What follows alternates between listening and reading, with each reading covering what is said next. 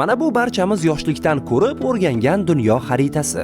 Xuddiki hammasi joyida, lekin Rossiyaga e'tibor bering. U qanchalik katta?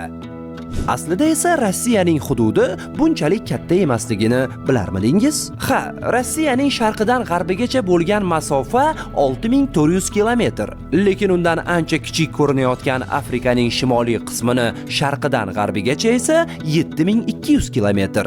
Qanday qilib? Gap shundaki, kecha va bugun insoniyat tomonidan yaratilgan barcha tekis xaritalarni 100% aniq deb bo'lmaydi.